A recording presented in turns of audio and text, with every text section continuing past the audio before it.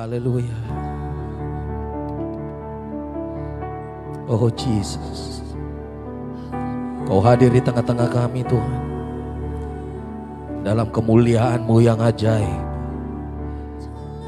Kau hadir dalam hadirat-Mu yang dahsyat hari ini. Kami mengucap syukur buat lawatan Tuhan. Karena wasyadayara lama. Adakan wasyadayara lama. Kami buka hati kami untuk kebenaran firman Tuhan. Mari berkati kami Tuhan. Berkati kami, berbicara buat kami apa yang Kau mau sampaikan buat kami pagi hari ini. Nyatakan isi hati dan kemuliaan Tuhan buat kami. Hari-hari kami semakin dikuatkan, kami semakin disempurnakan dalam Engkau Bapa. Di dalam nama Tuhan Yesus, kami buka hati kami untuk kebenaran firman Tuhan. Haleluya, amin, amin. Silakan duduk Bapak Ibu Saudara-saudara, shalom. Haleluya. Puji Tuhan, shalom buat Bapak Ibu Saudara-saudara yang ada di rumah. Dan juga buat kita semua yang ada di tempat ini. Tuhan Yesus memberkati kita semua. Saya percaya kita semua sementara dilawat oleh Tuhan. Dan hari ini kita akan berbicara, kita akan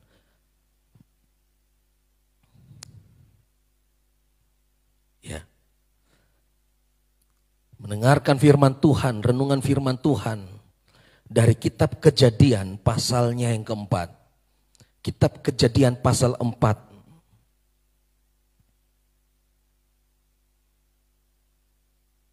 Ayat 1 sampai ayat yang ke-7.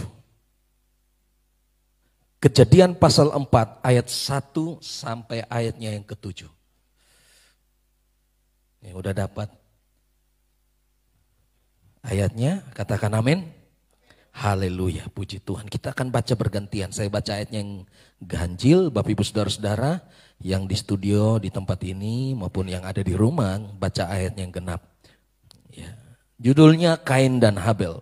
Ayat 1, kemudian manusia itu bersetubuh dengan Hawa istrinya dan mengandunglah perempuan itu lalu melahirkan Kain. Maka kata perempuan itu, aku telah mendapat seorang anak laki-laki dengan pertolongan Tuhan. Ayat 2.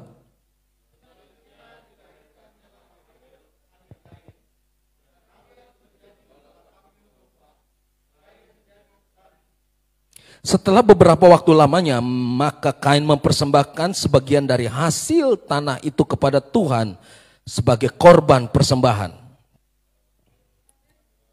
Ayat 4 sama-sama, 1, 2, 3.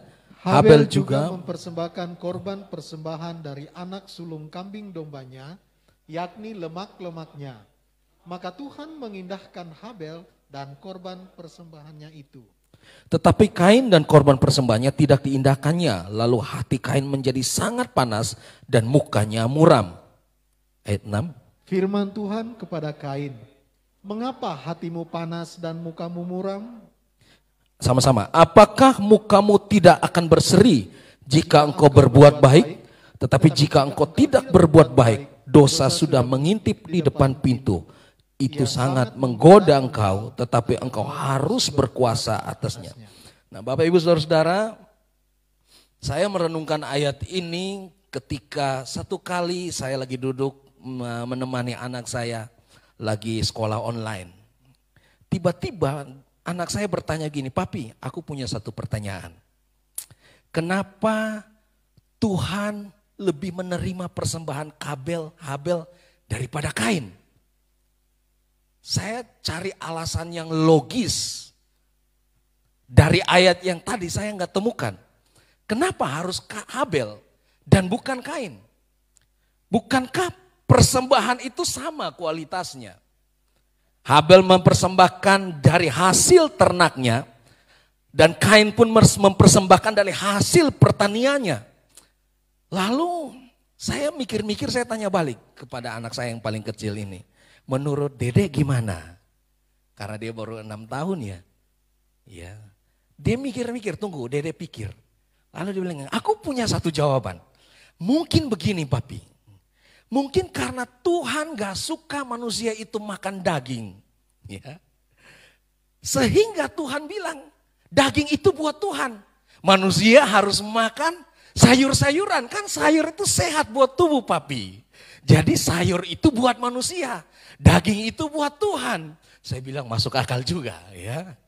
Saya bilang masuk, gak apa-apa, it's okay. Yang penting dia berkreasi dalam pikirannya untuk menjawab. Masuk akal juga, tapi waktu saya merenungkan kalimat-kalimat pertanyaannya, tiba-tiba muncul kalimat ini. Tiba-tiba Tuhan seolah-olah berbicara dalam hatimu begini, hati saya begini. Bayangkan, pikirkan, seandainya kamu ada dalam posisi Kain. Tentu kita semua ingin seperti Habel, betul? Apa yang kita persembahkan kepada Tuhan? Ya, Habel mempersembahkan kambing dombanya kepada Tuhan, dan semua persembahan yang dipersembahkan kepada Tuhan dengan satu harapan, Tuhan menerima persembahan itu. Tuhan mengiyakan, menghendaki persembahan itu, dan Tuhan berkata iya atas persembahan kita. Semua orang, ketika kita berdoa kepada Tuhan dalam pergumulan-pergumulan kepada Tuhan, semua orang ingin ada di posisi Habel. Di mana Tuhan mengindahkan persembahannya. Bagaimana ketika keadaan kita sebaliknya, kita berada di posisi Kain. Dan ketika Tuhan berkata tidak atas persembahan kita. Semua permohonan doa kita, proposal-proposal kita bawa kepada Tuhan. Dan berharap Tuhan berkata ya atas proposal kita, permohonan kita.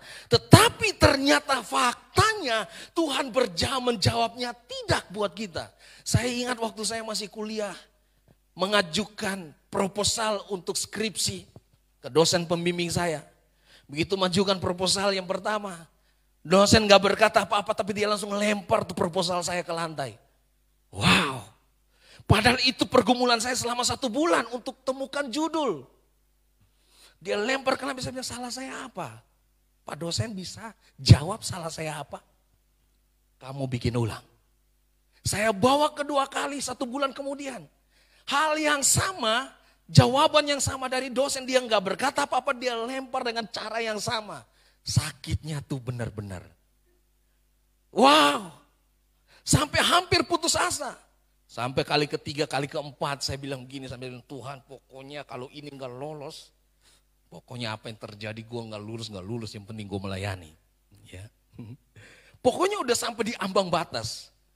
Dan pada saat titik-titik itulah, saya mengingat, wah saya pernah berada di posisi itu ketika permohonan-permohonan saya itu nggak dijawab oleh dosen saya. Dan hal yang sama kita mungkin bisa alami dengan Tuhan, dari Tuhan. Banyak dari permohonan-permohonan kita mungkin kita menganggap seharusnya Tuhan jawab begini dong. Seharusnya Tuhan jawab begini dong. Tapi ternyata kenyataannya berbeda. Tuhan jawabnya enggak buat kita. Dan kenyataannya ketika Tuhan jawab tidak buat kita, itu diikuti oleh proses yang menyakitkan. Tuhan bukan saja berkata tidak, tetapi masalahnya di sini. Ketika Tuhan berkata tidak, Tuhan bawa kita masuk dalam proses yang luar biasa yang kita sendiri belum pahami jalan-jalan itu. Ini masalahnya. Kalau sekedar Tuhan bilang tidak, it's okay. Ya kan? Tetapi masalahnya ketika Tuhan bilang tidak, maka ada masalah yang Tuhan izinkan terjadi. Ada jalan buntu yang Tuhan izinkan terjadi kita hadapi. Ini problemnya. Dan ketika Kain berada di posisi itu, Kain berharap Tuhan menjawab ya atas permohonannya. Kebiasaan orang Israel kalau mempersembahkan satu korban syukur, biasa diakhiri dengan permohonan-permohonan. Minta perlindungan Tuhan, penyertaan Tuhan dalam hidupnya. Dan ketika Tuhan gak menjawab persembahannya, itu artinya bagi mereka penyertaan Tuhan stop di situ. Bagi Kain habislah hidupku di situ. Ternyata enggak, ini yang Tuhan mau kita pahami. Kain merasa ketika doanya nggak dijawab Tuhan, proposalnya, permohonannya nggak dijawab Tuhan, dia merasa Tuhan lebih mengasihi Habel dan Tuhan nggak mengasihi dia. Banyak kali ketika Tuhan nggak menjawab doa kita, bahkan Tuhan berkata tidak terhadap permohonan kita. Banyak kali kita melihat orang lain sukses dan kita berkata, Tuhan mungkin lebih mengasihi mereka daripada aku. Saya pun pernah berada di posisi ini. Tuhan lebih mengasihi mereka. Kenapa Tuhan gak sayang aku? Kenapa doaku gak dijawab? Ya. Banyak orang sehingga menjadi kecewa dan putus asa. Saya baca ayat ini sebenarnya Tuhan lagi membujuk Kain. Tuhan lagi membujuk Kain ketika Tuhan berkata enggak terhadap persembahannya, terhadap permohonannya, terhadap proposalnya. Lalu Kain mulai balik muka dari Tuhan dan Kain mulai panas hati, mulai manyun dengan Tuhan. Dan Tuhan selalu membujuk Kain, Gak boleh gitu dong, gitu kan. Kita kadang-kadang anak-anak minta kepada kita sesuatu lalu kita gak kasih. Anak saya itu sering tuh, kalau nggak kasih permohonan dia selalu bilang gini, papi jahat, lalu lari ke tempat tidur tutup kepala pakai bantal gitu ya, nangis. Lalu saya datang, saya peluk dia, papi sayang kamu. Nah Tuhan pun demikian, ketika Tuhan gak menjawab doa kita, bahkan Tuhan berkata tidak terhadap doa kita, bukan berarti Tuhan membenci saudara dan saya. Bukan berarti Tuhan lebih mengasihi Habel daripada Kain. Kualitas kasihnya tetap sama buat Kain dan Habel pada saat itu. Tuhan gak menghendaki ketika dia berkata tidak. Lalu Kain mulai kecewa dengan Tuhan. Tuhan gak mau itu terjadi. Artinya Tuhan bilang begini, kalau engkau berbuat baik, ngapain engkau muram wajahmu? Ngapain engkau panas hati? Kadang-kadang kualitas kita yang kita berikan kepada Tuhan hanya sampai kepada satu titik ketika kita memohon kepada Tuhan dan ketika Tuhan berkata tidak. Kualitas persembahan kita stop sampai di situ. Kualitas hidup kita yang terbaik buat Tuhan kadang-kadang stop sampai di situ. Banyak orang kalau ke kantor ya, kerja di kantor, berikan yang terbaik buat kantor, kerja di kantor yang maksimal. Tapi begitu gaji gak sesuai, langsung kualitasnya berbeda. Nah Tuhan gak mau seperti itu. Ketika Tuhan lihat hati Kain mulai panas, mulai suram mukanya. Lalu Tuhan bilang begini, ngapain hatimu panas? Kalau you berbuat baik, lakukan aja. Amin. Kalau you beryakin persembahanmu yang terbaik, ngapain panas? Lakukan lagi. Sekalipun aku berkata tidak, lakukan lagi, do it yang terbaik buat Tuhan. Lakukan yang terbaik, tetap kualitas yang terbaik buat Tuhan. Persembahkan yang terbaik buat Tuhan, tetap pada kualitas yang sama. Kalau kita sadar hari ini kita doa kita belum dijawab, pergumulan kita belum dijawab, jangan kendor imanmu dengan Tuhan. Jangan turunkan statusmu, kualitas imanmu dengan Tuhan. Jangan turunkan kualitas penyembahanmu dengan Tuhan. Amin. Tetap upgrade hidupmu, berikan yang terbaik buat Tuhan. Sekalipun tetap ketika engkau menunjukkan proposalmu, hari esokmu, masa depanmu, Tuhan tetap berkata tidak terhadap proposalmu. Kenapa demikian? Karena satu ayat dalam Yeremia pasal 29, kita selalu baca ayat ini. Yeremia 29 ayat 11 berkata apa? Sebab rancanganku, bukan rancanganmu, aku memberikan apa? Rancangan yang penuh dengan damai sejahtera bagi engkau. Rancanganku bukan rancangan kecelakaan, tetapi rancangan damai sejahtera bagi engkau. Artinya begini Bapak Ibu Saudara-saudara, ketika kita datang kepada Tuhan mempersembahkan yang terbaik buat Tuhan, kita melayani Tuhan. Di kantor kita mempersembahkan yang terbaik buat atasan kita, buat kantor kita. Sebagai persembahan kita kepada Tuhan. Lalu di dalam pergumulan-pergumulan hidup kita mempersembahkan yang terbaik buat Tuhan. Lewat sikap perbuatan kita. Dan kita memohon agar yang penting Tuhan sertai langkah-langkah hidupku dan Tuhan menjawab permohonanku. Dan ketika Tuhan berkata tidak, itu artinya begini. Apa yang kita pikir terbaik menurut kita, ternyata itu gak sesuai dengan rancangan damai sejahteranya Tuhan. Mungkin itu baik bagi kita. Tetapi masalahnya gak sesuai dengan rancangan damai sejahteranya. Yang baik dan yang terbaik bisa saja itu bukan dari Tuhan. Karena menyangkut hubungan damai sejahtera. Kenapa harus rancangan damai sejahtera Bapak Ibu Saudara-saudara? Karena Alkitab berkata bahwa kerajaan sorga itu bukan menyangkut urusan makan dan minum. Tetapi hal yang pertama hal kebenaran, yang kedua hal damai sejahtera. Kerajaan sorga bukan bicara tentang makan dan minum. Tetapi kerajaan surga bicara tentang kebenaran dan damai sejahtera. Dan sukacita oleh Roh Kudus. Jadi ketika Tuhan menjawab permohonan kita, selalu Tuhan kaitkan dengan rancangan damai sejahtera dari surga. Dan selalu ketika Tuhan menjawab doa kita, itu selalu berhubungan dengan planning surga buat dunia. Selalu berhubungan dengan blueprintnya surga buat dunia. Terbaik menurut Tuhan yang memenuhi persyaratan yang pertama mendatangkan damai sejahtera. Ya. Kadang-kadang yang kita minta kepada Tuhan itu bukan rancangan damai sejahtera yang Tuhan punya atas hidup kita. Karena sesuatu yang Tuhan berikan buat kita selalu berhubungan dengan keselamatan.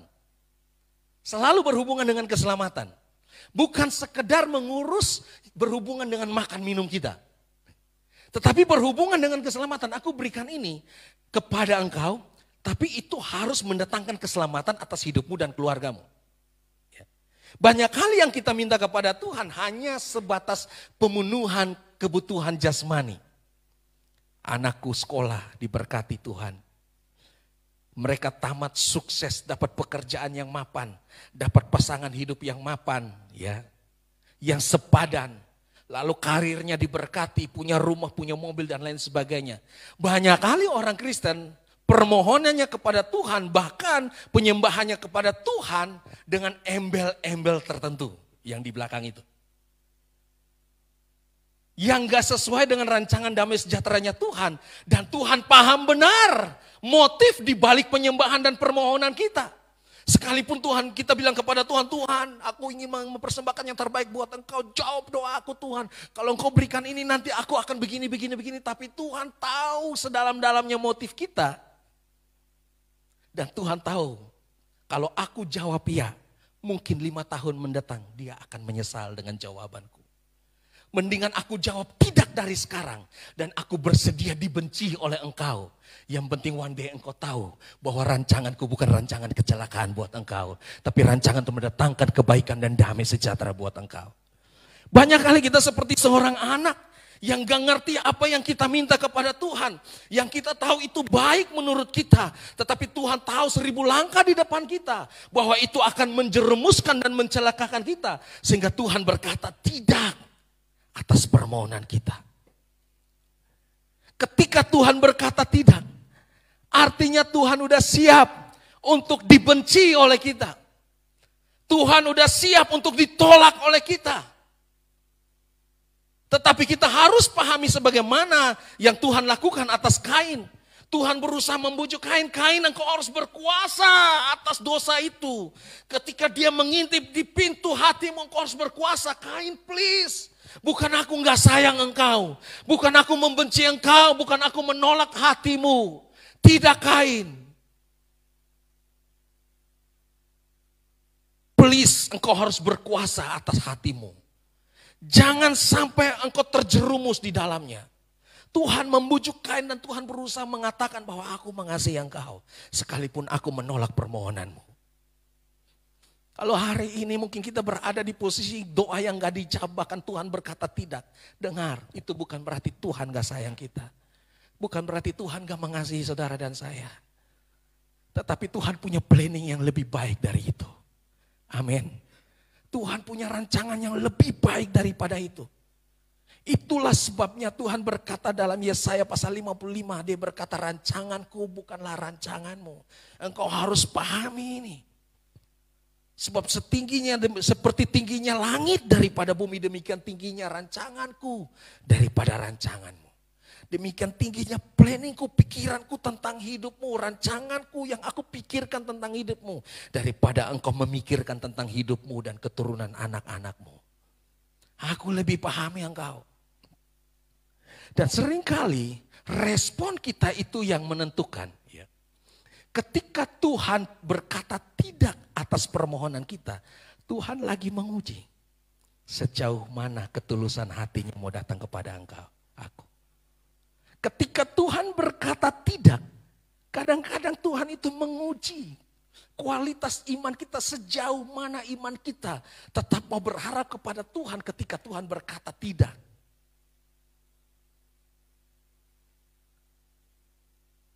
Mungkin bukan karena kualitas persembahan yang Kain berikan. Saya nggak tahu kenapa Tuhan gak menerima persembahan Kain. Mungkin bukan karena itu.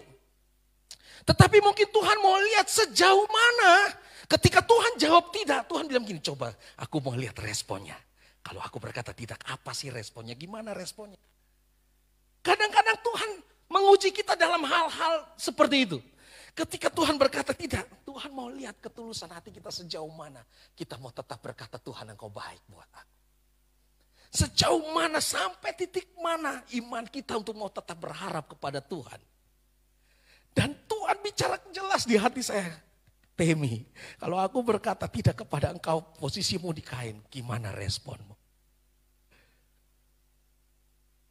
Kadang-kadang kita cepat putus asa dengan hidup. Kita cepat putus asa dengan Tuhan, sehingga respon kita adalah respon yang salah dan akhirnya melahirkan dosa. Ya, keputusan-keputusan yang salah. Saya ingat Abraham ketika salah mengambil keputusan dan akhirnya keturunan-keturunan dari Ismail sampai hari ini bergulat dengan keturunan-keturunan Ishak. Ya. Dan Tuhan ingin lihat respon kita ketika Tuhan berkata tidak terhadap proposal hidup kita. Masihkah engkau mau setia melayani aku? Masihkah engkau mau tetap tulus untuk aku? Ketika dapur gak ada asapnya. Ketika uang di dompet udah tinggal 5.000 rupiah. Masihkah engkau mau setia melayani aku? Masihkah engkau mau tetap pertaruhkan yang terbaik buat aku? Ketika Tuhan mengizinkan sengaja mengulur-ulur waktu. Tuhan sengaja mengulur-ulur waktu untuk menjawab doa-doa kita. Tuhan mau jawab tapi Tuhan bilang enggak deh. Aku mau lihat gimana dia. Aku diam. Aku mau lihat gimana responnya, reaksi. Dalam posisi-posisi itu kadang-kadang kita hampir menyerah. Kadang-kadang dalam hal kekurangan kita diuji oleh Tuhan. Dalam situasi-situasi sulit kita diuji oleh Tuhan. Dan ketika Tuhan berkata tidak, banyak kali kita gagal di situ. Berapa banyak orang yang hari-hari ini masuk keluar gereja karena kecewa dengan Tuhan. Bahkan rela pindah agama, rela menjual imannya. Hanya karena promosi-promosi tertentu dalam hidupnya. Merasa Tuhan terlalu lama menjawab doanya. Ya. Saya mau katakan, ketika Tuhan berkata tidak terhadap proposalmu, tetap lakukan yang terbaik buat Tuhan. Tetap lakukan yang terbaik buat Tuhan. Saya ingat jelas waktu saya pergi doa waktu masih zaman ikut doa malam. Ya, masih kuliah di Petamburan dan doa di rumah Bapak Gembala di Bekasi di Duren Sawit sini. Pulang gak ada ongkos. Hampir-hampir minggu depan udah gak mau datang doa. Karena berharap pas pulang doa ada yang tanya, ada ongkos enggak? Dan gak ada yang tanya. Pulang jalan kaki sampai Kalimalang berharap ada dapat rupiah receh-receh di jalan, ada mujizat Tuhan untuk bisa naik patas sampai ke Petamburan. Ketemu gope doang. Akhirnya saya jalan dari Kalimalang sampai ke Uki, naik P6 patas. Ketiduran dan nyasar sampai di Grogol. Balik lagi, turun di Selipi, jalan lagi ke asrama. Sampai di asrama saya bilang, Tuhan, terima kasih aku tiba dengan selamat. Besok udah punya niat gak mau datang doa. Tetapi ingat Tuhan bilang, ingat hatimu. Aku uji ketulusan hatimu. Lalu saya bilang begini sama Tuhan, Tuhan aku bukan anak gampangan. Dalam keadaan apapun aku tetap membuktikan aku anak pilihan. Masa gara-gara receh aku gak melayani Tuhan. Jadi dalam kondisi gitu kita harus buktikan bahwa kita bukan anak gampangan. Amin. Amin. Hal yang kedua, ketika Tuhan berkata tidak terhadap proposal kita, karena itu belum waktunya. Bukan karena Tuhan gak sayang kita, bukan karena Tuhan benci kita. Tetapi karena itu bukan waktunya Tuhan. Makanya ada firman Tuhan dalam pengkhotbah berkata bahwa segala sesuatu ada waktunya. Kadang-kadang waktunya Tuhan itu terlihat seperti mustahil. Terkadang kayak Tuhan itu terlambat. Dan terkadang ketika kita memohon kepada Tuhan, Tuhan itu seolah-olah berdiam diri dan Tuhan gak menjawab apa-apa. Tuhan cuma diam. Dan waktu Tuhan hanya berdiam diri gak menjawab apa-apa, disitulah respon kita dalam hati bergejolak. Mulai ada yang kecewa dengan Tuhan. Ada yang merasa Tuhan gak sayang dia, Tuhan benci dia. Dan akhirnya terpuruk hidupnya. Aduh udah hancur-hancur sekalian. Tapi terkadang justru di dalam waktu situasi sulit dan kita merasa Tuhan jauh, Tuhan gak jawab doa kita. Disitulah Tuhan lihat kesetiaan kita. Dan Tuhan berkata, it's time for you. Ya. Kairosnya Tuhan itu turun buat kita dalam situasi ketika semua apa yang menjadi penghalang kita dengan Tuhan itu dikuras habis, dilepaskan. Tadinya masih mengandalkan kekayaan, tadi masih mengandalkan orang kuat. Papa masih punya ini, orang tua masih punya usaha ini dan lain sebagainya. Tuhan pukul hancur, sampai lepas semuanya. Baru Tuhan bilang ini waktunya aku buat engkau. Nah kadang-kadang orang gak paham ini sehingga orang udah mulai kecewa dengan Tuhan. Orang gak mau lagi berseru dan berjuang dalam hidupnya untuk mempertaruhkan imannya kepada Tuhan. Dan akhirnya putus asa dengan hidupnya. Dan menjadi orang yang tidak punya pengharapan sama sekali dengan Tuhan. Dengan jujur, ketika Kain dalam posisi situasi seperti itu, seharusnya Tuhan mengharapkan Kain untuk terus memperlakukan Tuhan sebagai yang prioritas dalam hidupnya. Dan terus mempersembahkan yang terbaik buat Tuhan. Bukan sebaliknya kecewa dengan Tuhan dan akhirnya membunuh si Habel. Nah, justru dalam kondisi seperti gini Tuhan mau uji kita nih. Saya tadinya mau nyanyi lagu, Ujilah Aku Tuhan. Tapi lagu itu sangat berat ya Bapak Ibu Saudara-saudara.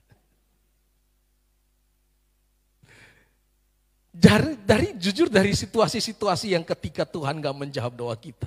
Sakit gak sembuh-sembuh. Dalam kondisi ekonomi yang sulit kok begini ya hidup. Tuhan berfirman Yeremia 29 ayat 11 tapi faktanya kok begini ya. Kok begini ya. Hati saya selalu berkata begini ketika menghadapi persoalan yang sulit seperti itu. Hati selalu bilang begini, dikit lagi Temi, dikit lagi. Maka saya terus berdoa. Saya terus berjuang. Dan ketika membuka mata dan lihat fakta hidup, realita hidup gak berubah-berubah. Kok begini ya hidup? Selalu hati berkata dikit lagi, dikit lagi. Ya. Sehingga kita gak menyerah dalam hidup ini. Karena kita harus kenal persis siapa Tuhan kita. Kita harus tahu persis jalan-jalannya dan rancangan-rancangannya. Karena Tuhan tidak pernah meninggalkan saudara dan saya ketika dia berkata tidak. Tak sejengkalmu langkah-langkah hidupmu ditinggalkan oleh Tuhan ketika dia berkata tidak. Ketika Tuhan berkata tidak, itu artinya Tuhan lagi berjalan bersama-sama dengan engkau. Di jalannya, bukan di jalanmu. Amin. Bukan berarti dia stop, perlindungannya stop, penyertaannya stop dalam hidupmu. Bukan berarti engkau enggak baik dan Tuhan menolak engkau selama-lamanya. Enggak, ketika Tuhan berkata tidak, Tuhan lagi berjalan bersama engkau. Tuhan kita bilang Tuhan ke kiri. Tuhan bilang enggak, ke kanan. Tuhan lagi bawa kita. di jalan-jalan yang enggak kita pahami. Dan kadang-kadang di jalan-jalan yang enggak kita pahami itulah kadang-kadang banyak orang menyerah di situ. Dan Tuhan mau kita posisikan diri kita seperti seorang yang tulus sekalipun doanya tetap ditolak oleh Tuhan. Proposal-proposal hidupnya semuanya ditolak oleh Tuhan. Tetap jaga kualitas hati kita kepada Tuhan. Amin. Kualitas hati kita tetap jaga kepada Tuhan. Ketika Petrus mengkhianati Tuhan, Tuhan mungkin gak suka dengan pengkhianatan itu. Tetapi ketika respon Petrus berubah dan berbalik kepada Tuhan, maka Tuhan terima Petrus dan selamatkan Petrus.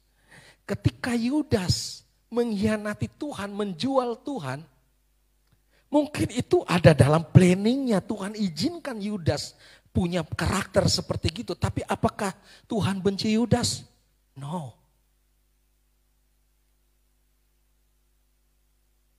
Ketika Tuhan bilang seorang yang lagi dikuasai roh jahat iblis yang akan menjual aku, apakah Tuhan benci Yudas? No. Ketika Yudas mencium Tuhan Yesus, apakah Tuhan membenci Yudas? No. Ketika Yesus lagi disiksa, apakah dia lagi ingat Yudas? Dia bilang ini ya, tunggu tanggal mainnya. Apakah begitu? Enggak. Tuhan tetap sayang Yudas dengan kualitas yang sama. Yang Tuhan mau daripada Yudas adalah responnya ketika setelah dia mengkhianati dan menjual Tuhan. Tuhan tuntut responnya. Kalau saat itu respon Yudas berbeda seperti Petrus, maka hari ini Yudas akan jadi hamba Tuhan yang hebat. Tapi sayangnya responnya berbeda. Ketika dia sadar dia berdosa dan dia salah, dia merasa bahwa Tuhan gak mungkin terima aku lagi. Gak mungkin. Tuhan gak mungkin lagi terima aku. Mendingan aku bunuh diri. Akhirnya keputusan terakhir yang fatal. Dia bunuh diri dalam keadaan tragis. Dan Tuhan gak mau ketika Tuhan menolak proposal kita. Kita meresponinya dengan cara yang salah. Amin. Yang ketiga, ketika Tuhan gak menerima proposal kita, Tuhan menolak doa dan permohonan kita, itu bukan berarti Tuhan benci kita. Tetapi Tuhan punya maksud untuk melihat kita sebagaimana Tuhan mau kita bergantung sepenuhnya kepada Tuhan. Tuhan mau kita bergantung sepenuhnya kepada Tuhan. Kadang-kadang kita minta kepada Tuhan, kita doa kepada Tuhan hanya untuk memenuhi kepenuhan fisik kita, batin kita, ya, jasmani kita. Hanya sebatas itu.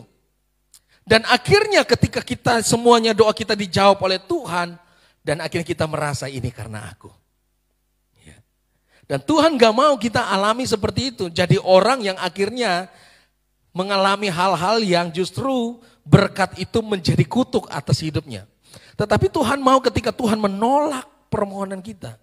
Semakin Tuhan menolak, semakin aku bergantung sepenuhnya kepada Tuhan. Artinya ini gak layak. Ini Tuhan gak mau. Ini Tuhan gak mau. Terus Tuhan maunya apa? Hanya bergantung kepada Tuhan. Dan ketika kita bergantung kepada Tuhan, Tuhan berkata bahwa apa yang diminta olehmu akan diberikan kepadamu. Carilah maka engkau akan mendapat. Ketoklah maka pintu akan dibukakan bagimu. Karena orang yang mencari akan menemukan, orang mengetok baginya pintu akan dibukakan. Dan ketika program kita, proposal kita sesuai dengan rancangannya Tuhan, maka di situ waktunya Tuhan untuk menjawab doa dan pergumulan kita. Jadi ketika kita merasa Tuhan itu gak sayang kita, sebenarnya itu cuma perasaan-perasaan kita. Dia tetap mengasihi kita dengan kualitas yang sama ketika dia berkata ya dan ketika dia berkata tidak. Yang Tuhan mau ketika dia berkata tidak, supaya kita lebih mendekatkan diri kepadanya. Ada hal-hal yang harus diproses dalam diri kita. Dan kalau hari ini kita merasa kita udah jauh dari Tuhan, kita merasa hidup kita terkungkung oleh dosa. Tuhan, kenapa hidup begini ya? Aku berdoa minta begini, jodoh gak dapat jodoh. Pingin menikah, gak menikah. Pingin usaha ini gagal, pingin usaha itu gagal. Sebenarnya Tuhan lagi ajar kita untuk lebih tunduk dan merendahkan diri. untuk tetap mengandalkan Tuhan.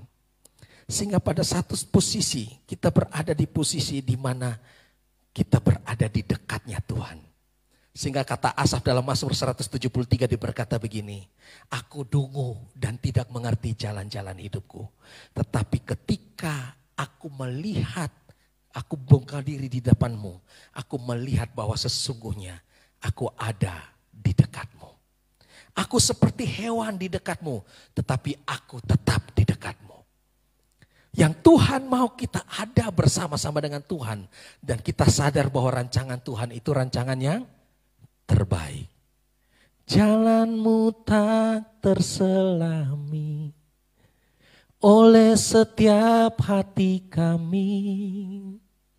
Namun satu hal ku percaya, ada rancangan yang indah.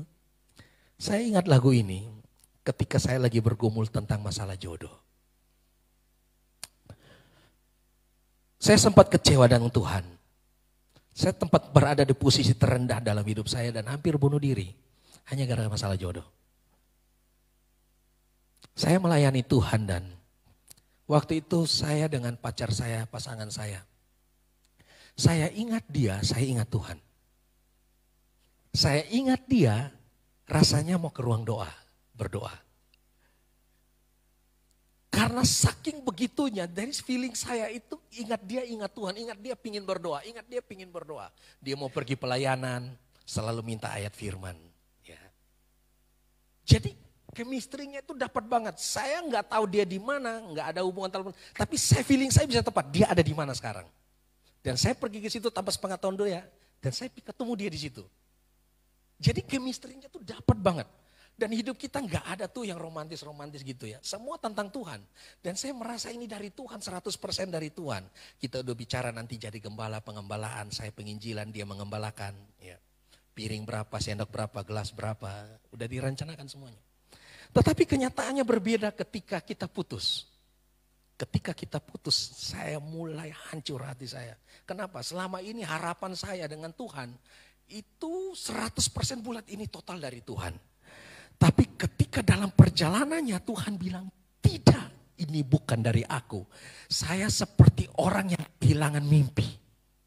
What? Bukankah selama ini saya ingat dia, saya ingat Engkau Tuhan. Saya ingat dia, yang saya pikirkan bukan wajahnya, saya pikirkan Engkau. Yang saya ingat dia, saya ingat ruang doa. Bukankah itu tandanya daripada Engkau? Tuhan bilang tidak. Terus gimana Tuhan? Gimana? Jawab aku sekarang. 4 bulan saya bergumul tentang pertanyaan saya itu dan Tuhan gak jawab. Kalau menurut Alkitab tanda-tanda itu semua saya yakin 100%. Dan saya yakin benar dari Tuhan. Kita ketemu duduk bersama ngomong tentang Tuhan. Bagaimana ini bukan dari Engkau? Saya pertanyakan dan saya sampai pada satu titik. Jujur, sekolah Alkitab.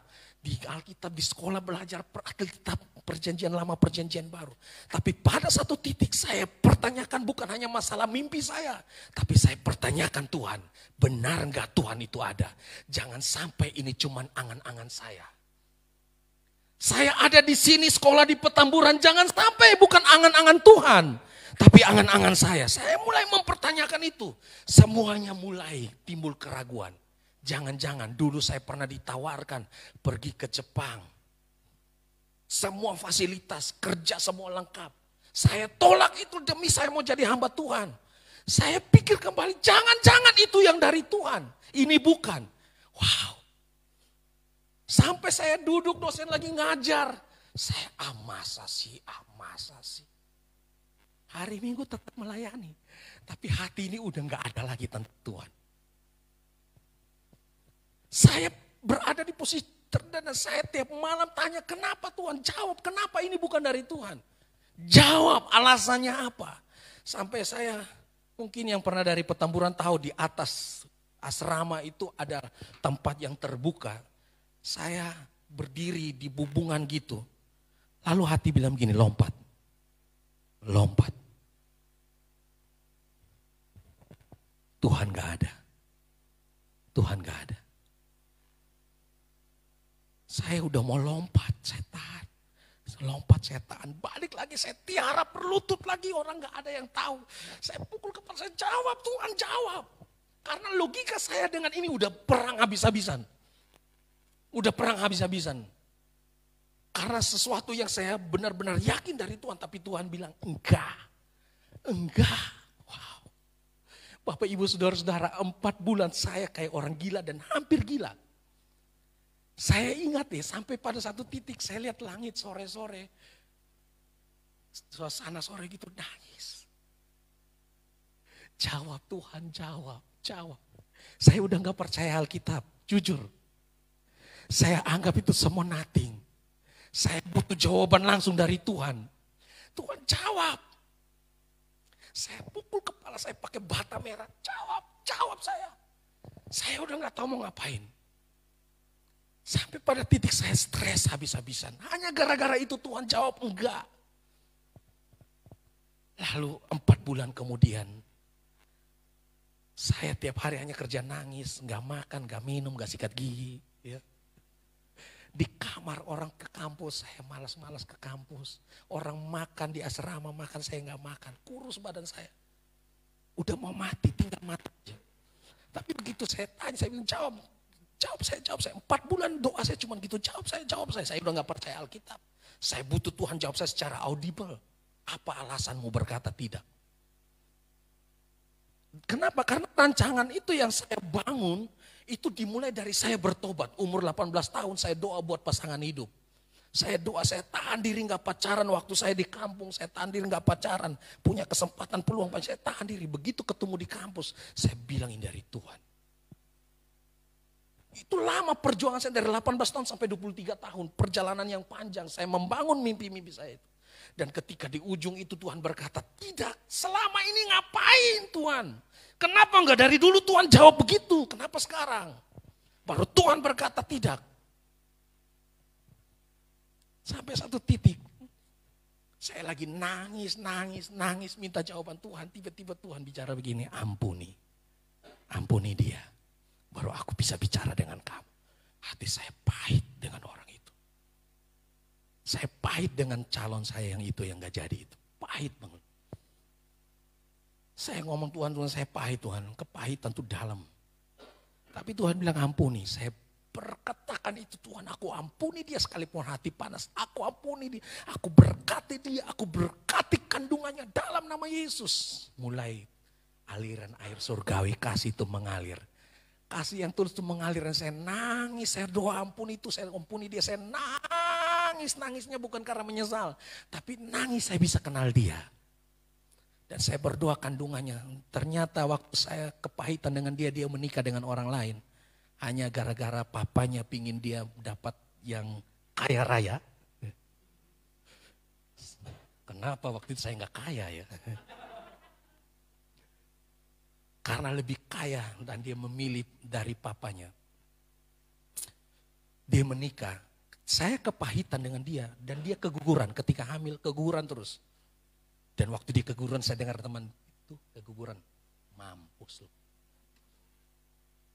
Tapi ya ini itu benar-benar terjadi.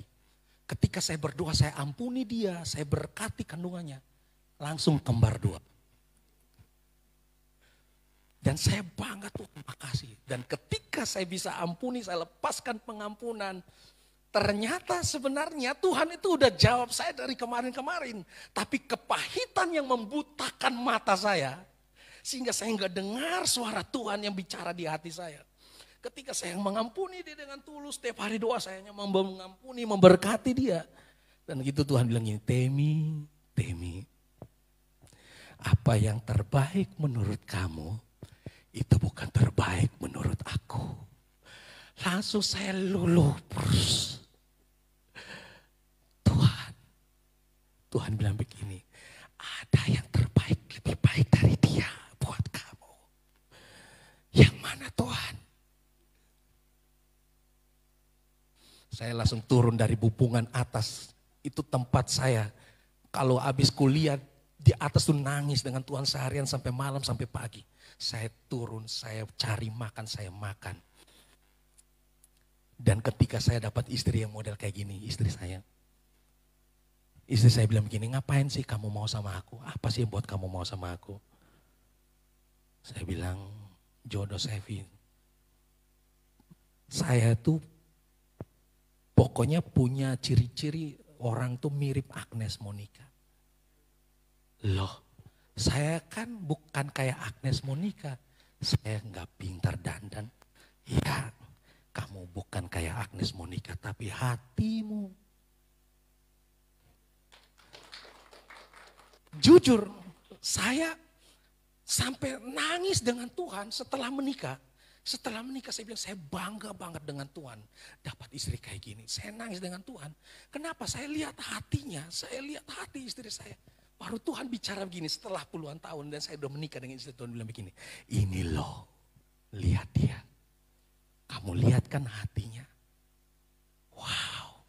Saya bilang sama istri saya bangga dengan kamu. Saya bangga dapat kamu. Beauty and the Beast.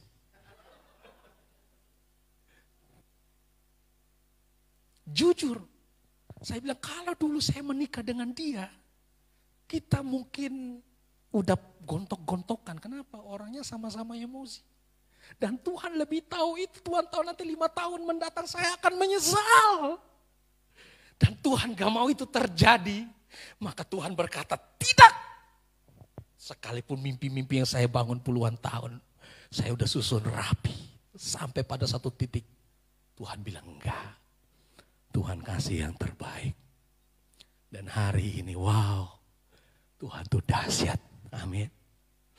One day kita mungkin nggak ngerti Tuhan katakan tidak buat kita. Tapi one day kita akan berkata Tuhan makasih ya dulu Tuhan bilang tidak ternyata ini yang Tuhan mau. Aku ada di sini, aku ada di posisi sini. Kalau bukan Tuhan bilang tidak, nggak mungkin ada di posisi ini Tuhan. Oleh sebab itu hari ini kita belajar untuk mempertaruhkan yang terbaik buat Tuhan dalam konsekuensi apapun yang kita alami dari Tuhan. Amin. Jangan berdoa minta kepada Tuhan dan mengharapkan segala sesuatu Tuhan harus berkata ya atas hidup kita. Jangan, tetapi berdoalah begini. Biarlah kehendakmu yang jadi. Boleh minta apapun. Minta istri yang kayak gini, kayak Ibu Ika, kayak Kak Sofi, terserah, minta.